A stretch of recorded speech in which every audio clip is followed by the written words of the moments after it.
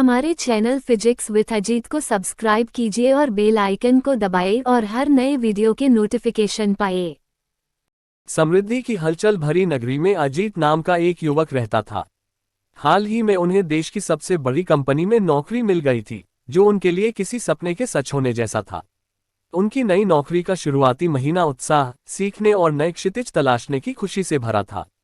उन्हें इस बात का अंदाजा नहीं था कि यह यात्रा जल्द ही एक अप्रत्याशित मोड़ लेगी, जो उनके धैर्य का परीक्षण करेगी और भौतिक विज्ञान की दुनिया में कुछ उल्लेखनीय खुलासे करेगी।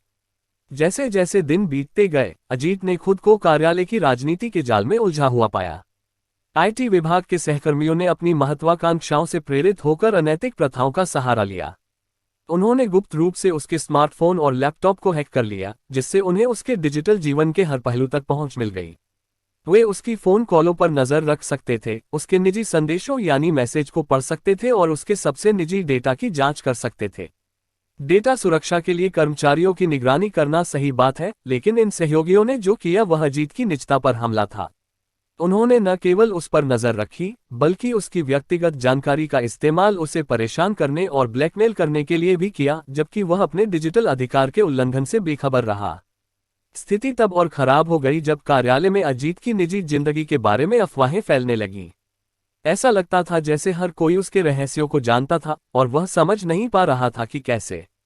मानसिक यातना असहनीय थी और वह एक भौतिक विज्ञान यानी फिजिक्स की प्रयोग के एक पात्र की तरह महसूस कर रहा था, जहां उसकी सहमति के बिना उसके जीवन को देखा गया, हेरफेर किया गया और बदल दिया गया।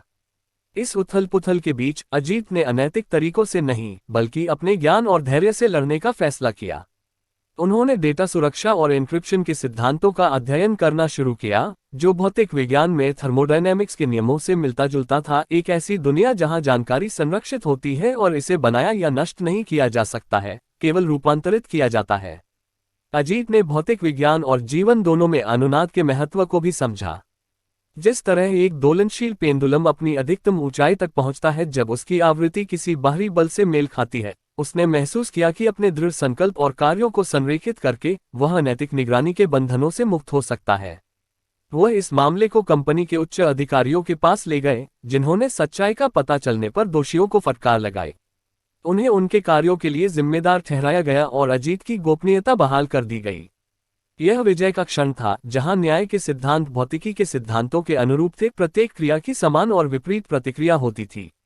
इस कठिन परीक्षा के माध्यम से अजीत की यात्रा ने उन्हें सिखाया कि भौतिकी और जीवन के क्षेत्र में धैर्य, ज्ञान और न्याय की खोज सबसे आक्रामक चुनौतियों पर भी काबू पा सकती है।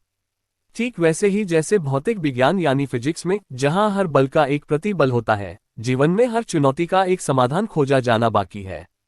और इसलिए अजीत ने अपना करियर जारी रखा, एक पीड़ित के रूप में नहीं, बल्कि एक धैर्यवान व्यक्ति के रूप में जिसने एक अप्रत्याशित चुनौती पर विजय प्राप्त की, भौतिक विज्ञान की दुनिया और अपने जीवन की लगातार बदलती गतिशीलता के बीच समानताएं खींची।